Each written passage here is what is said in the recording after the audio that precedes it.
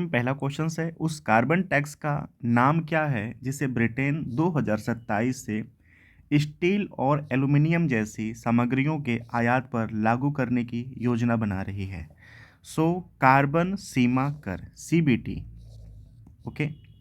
Britain 2027 से carbon सघन सामग्रियों के आयात पर जो कार्बन टैक्स लगाने की योजना बना रहा है वह कार्बन सीमा कर है। यह लोहा, स्टील, एल्यूमीनियम, सेरामिक और सीमेंट जैसी वस्तुओं पर लागू होगा।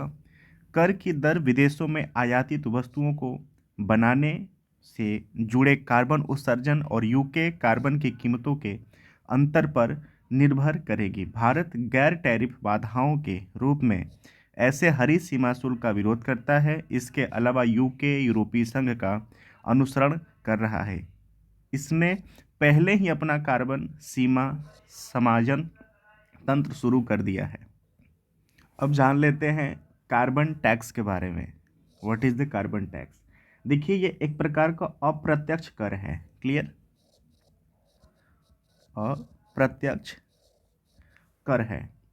यह उन आर्थिक गतिविधियों पर लगाया जाता है जिनसे प्रत्यक्ष या परोक्ष रूप से जनजीवन पर नकारात्मक प्रभाव पड़ता है। यानी कार्बन टैक्स वस्तुओं और सेवाओं के उत्पादन के लिए आवश्यक कार्बन उत्सर्जन पर लगाया जाने वाला कर है, जो कि कार्बन करों का उद्देश्य कार्बन उत्सर्जन में छिपी हुई सामाजिक लागतों को दृश्यमान बनाता है और अन्यथा अधिक गंभीर मौसम की घटनाओं जैसे प्रत्यक्ष तरीके से ही महसूस की जाती है। क्लियर? क्वेश्चन नंबर सेकंड है, हाल ही में विजय हजारे ट्रॉफी 2023-24 में हरियाणा किसको हराकर विजयी हुआ है? सो राजस्थान को।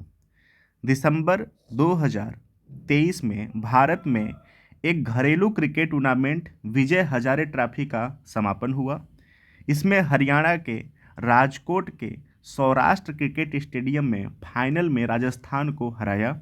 इस जीत ने हरियाणा का पहला खिताब और प्रतियोगिता में उनकी पहली फाइनल उपस्थिति को चिन्हित किया।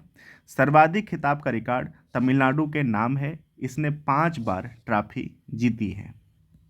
राजस्थान के गवर्नर राज्यपाल कौन है? तो कलराज मिश्र। याद रखना,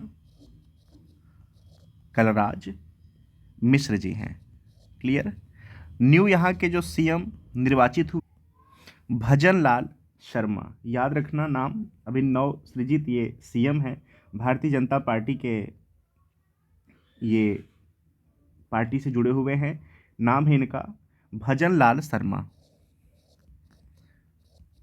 भजन लाल शर्मा 14वें मुख्यमंत्री के रूप में इन्होंने पदभार को संभाला है। ठीक है, चलिए क्वेश्चन नंबर 3, अंतर्राष्ट्रीय लैंगिक समानता पुरस्कार किस देश द्वारा दिया जाता है?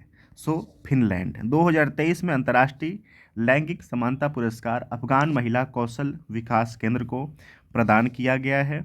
हाल ही में फिनलैंड के प्रधानमंत्री पेटरी ओरपो ने 11 दिसंबर 2023 को टाम्पेरे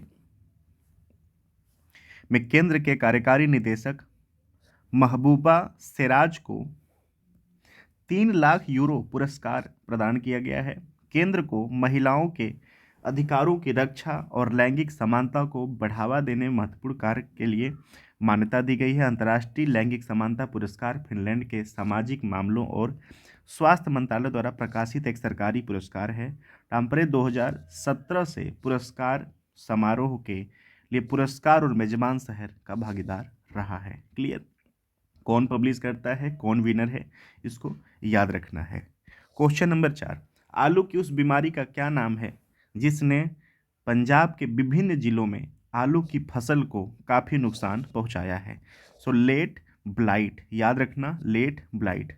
आलू की जिस बीमारी ने पंजाब के सभी जिलों में फसलों की तबाह कर दिया है उसे लेट ब्लाइट कहा जाता है। यह आलू पर हरे गोलाकार धब्बे जैसे लक्षण प्रदर्शित करता है जो गहरे भूरे रंग के घावों में फैल जाते हैं। राज्य की 50% से अधिक आलू की खेती लेट ब्लाइट फंगल संक्रमण से प्रभावित हुई है। अत्यधिक नमी और आर्द्रता ने इसके प्रसार को बढ़ावा दिया है। इसके परिणाम स्वरूप कंद सड़ गए हैं।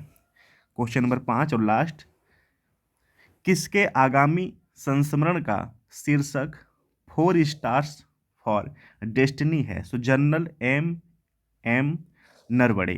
पूर्व सेना प्रमुख जनरल एम नरवणे का आगामी संस्करण 4 स्टार्स फॉर डेस्टिनी है, जिसमें उल्लेख किया गया है कि जब अग्निपथ सैन्य भर्ती योजना शुरू की गई थी तो सशस्त्र बल आश्चर्यचकित हो गए थे। जनरल नरवणे लिखते हैं कि उन्होंने सीमित जवानों की भर्ती के लिए टूर ऑफ ड्यूटी मॉडल का प्रस्ताव रखा था। अपने संस्करण force for 4 stars for destiny में नरवणे का सीधा सीधा विवरण एक सैनिक अधिकारी के रूप में 40 साल की यात्रा और 28वें सेना प्रमुख के रूप में उनके शीर्ष पर पहुंचने की आकर्षक झलक पेश करता है। सो एवरीबॉडी, टोटल 5 क्वेश्चंस है। प्लीज़ इसको आप रिवीजन कर लेना, रिपीट कर लेना और छोटा सा शॉर्ट नोट्स बना लेना।